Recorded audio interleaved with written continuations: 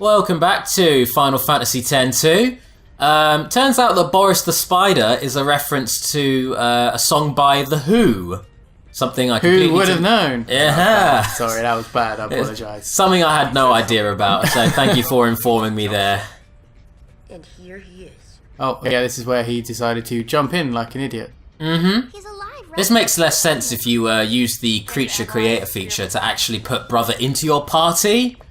Because that immediately then rends this game nonsensical because he was evidently with you. But there you go. Anyways, Mind blown. Accidentally kind of sat on his face there, but I'm sure he wouldn't object to that. You do get the option to just run around and stamp on his body, much to his disdain, which is quite funny. Wow. Why didn't you do that then? I do actually. You're going to see in a moment. I kind of do a little pirouette on his bod. What can I say? I kind of want him to suffer since he's an incestuous creepo. No, thank you. And Rico comes and saves the day. Thank you, Riku. Alright, so let's have a little look at that sphere. This sphere is going to reveal something very, very, very significant, especially to those who've played the first game, but I'll see if you can understand what's going on here. Okay. Sanakand. Mm-hmm.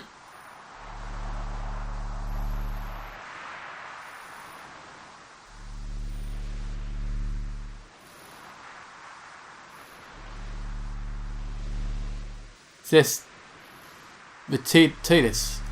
You'd think so, but listen to this voice.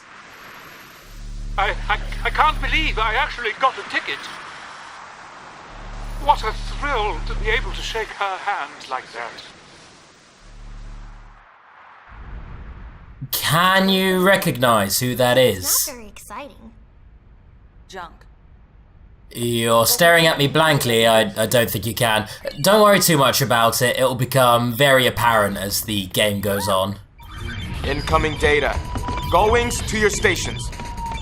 How long you plan on lying there?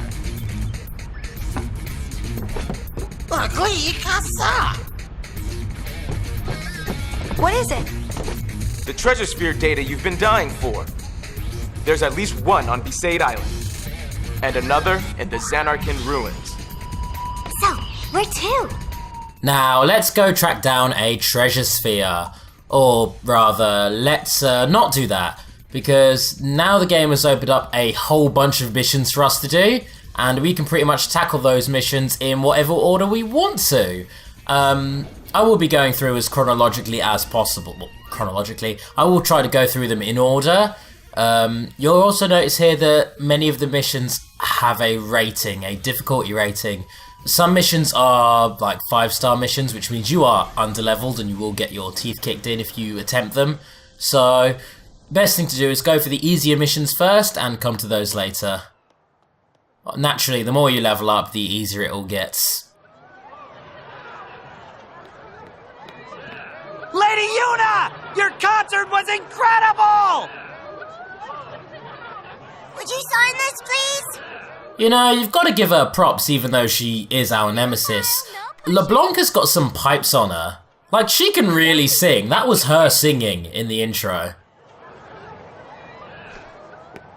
I couldn't bring myself to tell them it was just an imposter. The whole mess started with the garment grid. Yeah, I won't let everybody know that it was a fake, but I'm sure as hell gonna take credit for it. Yep, that sounds right. That sounds like the ethical approach right there. Anyways, I don't quite get how this is a mission, so to speak, because this is an extensive flashback, a playable flashback. The mission here is to reminisce what Yuna was doing during the game's opening. The easy part.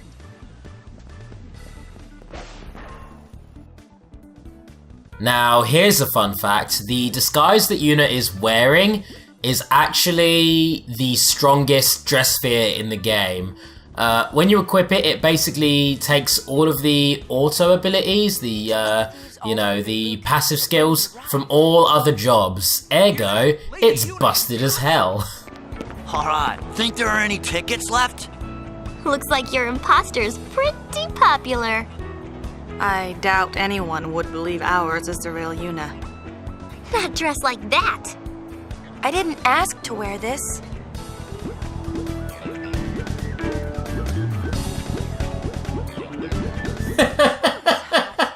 Ta-da! Finish this before Yuna Oh, finds out. God. Moogle! 2 shakes. Wow. Moogle, you hear? For Yuna, it's a Moogle. For Riku, it is a Cactuar. And for Pain, a Tomberry, if I remember correctly. Concert and Oh wait, no, it might be a Catsith, Ketchi, whatever you call it. But either way, Find out they later. yeah, they all have funny, cartoony mascot costumes, which are super OP. And that's how I got stuck with the Gullwing's prized garment. I complained, but Brother's orders are still orders. Who elected Yeah, Brother why as is the Brother leader? I'm kind of the high summoner of the world. I'm the reason the world is safe. Just throwing that out there. He didn't do anything. I may be a humble He's just pilot. person, He's just a but- pilot. That's all he is. He's just a pilot. Exactly. Anyway, we can't leave, unfortunately. We do have to head on and find out what happened, so... Yep, let's do some incognito Moogle work. And there's a little bit of intrigue into the conflict between the Youth League and New Yevon, which is an ongoing theme in this game. A pretty big one at that. It's in the new Yevon are the young ones. Like Opposite. The Youth League are the young ones, and Yeah. New Yevon are, old-fashioned right-winger types. Mommy! Mommy, my balloon! I kind of like this transition. And then just fade into sepia.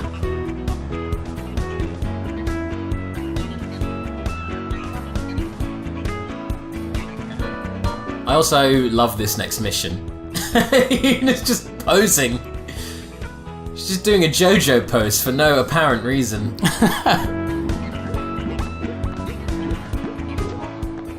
Oh, hurry up. You, get over here. Oh, hey, generic NPC, what up? You. How rude. Now, this really annoyed me. This is me running around trying to find that guy, and I was like, where did you go? You just called me over, where did you go? I legit cannot find him, I don't know where he is. And I'm like, NPCs, any of you want to tip me off as to where he disappeared to? Anyone? No? Where the balls is he? Where did he actually go? He just disappeared. This is the annoying thing. If you had camera control in this game, you would have found him in a heartbeat. But where he is, if you look just behind the balloon stand, he's sitting down, where he's really hard to see. Thanks, douche. There he is. Oh yeah. What? You're here to promote the concert, right? Me? No, there must be some mistake. You're in a giant Moogle outfit. There must be a No, this- mistake. I'm just a furry, my good sir. Please, don't bother me. Down? Or because the conversation was over before I had the chance.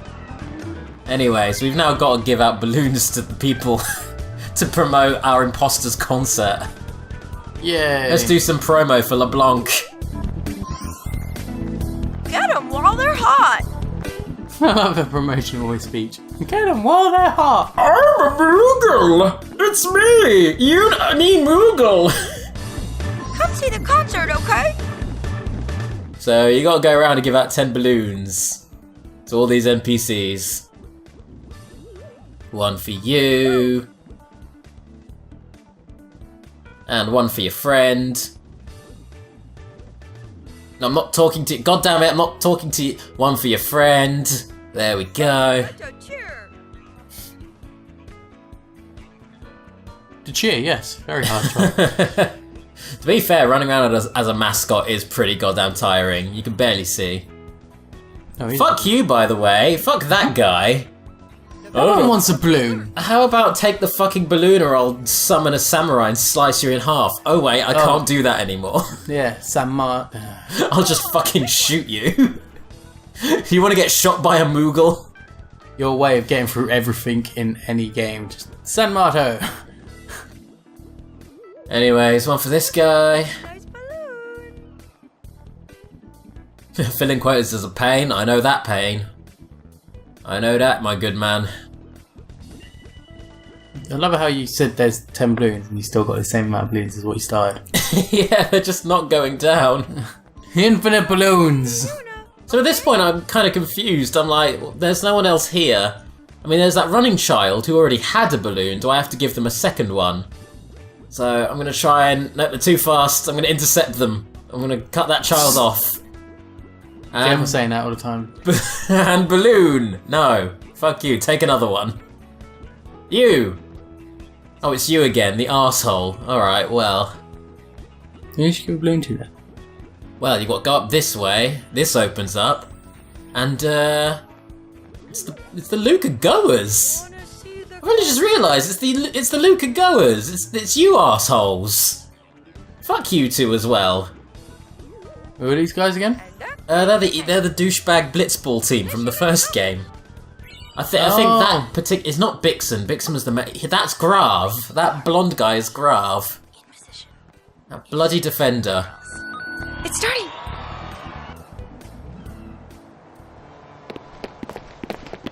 The place was packed with people dancing! You think LeBlanc was enjoying herself? Until she got hurt. I was certainly enjoying listening to that intro and singing along with it. Yes, I know you was. Does she look that much like me? Hold it. The concert's sold out. You can't go in. I can't? Definitely not. Go on, get out of here. Hey, we got some gate crashers. Must be those sphere hunters. Let's move! Yes, sir! Why the voice change? Why the accent? What is that even? Oh, we're ninjas now! Oh, this is what ninjas talk like! What? No, why? It's me! So, it's me! So during the intro, you know I had to run over to that Moogle and interact with it to get 100%. That was Yuna, so you have to do it just to get this extra bit of this cutscene. Granted, I think I already ballsed up the 100% rating, so this playthrough I think is going to be a 99%er, but you know, that's what New Game Plus is for. Oh, that's actually pretty clever. Yeah. Oh no, man with guns. It's Logos. That Moogle looks surprisingly human-like. I hate Moogles. Ugh. They're rats with pom-poms. Looks like trouble. Well, let's get out my own guns and shoot you in the fucking face. Let's do this. And that's where it starts. And from this point on, I think we know how things pan out. No, it pans out differently. No, it's definitely one-to-one the same. It's definitely different. So the weirdest thing about this mission is it gives you a garment grid, even though all you did was reminisce about what happened before. Yeah, a healing one. Yeah, pretty good one actually. Pretty essential to get you through some of these bosses in this first chapter. Because some of them are relentless. In fact, some enemies are as well. They will just continually attack you and you need to have a constant stream of healing to make it through. Certain classes give you better healing options, like the Blue Mage equivalent. You can learn White Wind fairly early, which is great. What is White Wind? Does a shitload of healing for the whole party. Oh shit. But good thing about magic in this game is kind of like the older Final Fantasies, you can target one character with it, or you can target everyone, yeah. And that goes for healing too. Oh, that's brilliant. Sometimes I find myself stopping. I'm listening for your whistle. Aww, little reference to Tidus there. Oh, whistling. Mm-hmm. How emotional. Anyways, if we head back to Luca, there is a little something extra we can do here. If we go into the old Besaid Aurochs locker room, we can hang out with Tom Kenny. What up, Tom Kenny? So remember how I said in the first game that this guy's a bit of a scumbag for not even trying to bring home back, and instead, like, creating a monopoly and becoming rich? Well, here you go. What you selling this time? Entertainment. Lady Yuna's calm has given the people of Spira time to relax and enjoy the finer things in life. What better time for me to introduce Sphere Break? It won't be long now before Luca will host the inaugural tournament. Sphere Break is this game's version of Triple Triad from Final Fantasy VIII, or that other card game from Final Fantasy IX. Tetramaster, that's the one.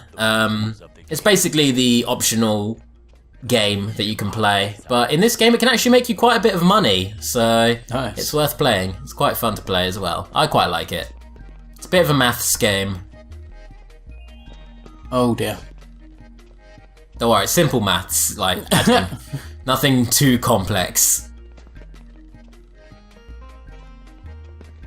So, having a little chat with all the people here. All of whom are a little interested in the game but don't actually offer to play it. That comes later. And this weird little duck man, he teaches us the basics, or at least he opens up the option for us to do that. So we jump into the next locker room on the left. Here we are, and we can learn the rules. Ta-da! So here's your optional tutorial, but the game's not actually that complicated, so it's not nearly as hard to learn as Blitzball is. So it gives you a bunch of coins, you can use those to initiate games with people, albeit not in this first chapter.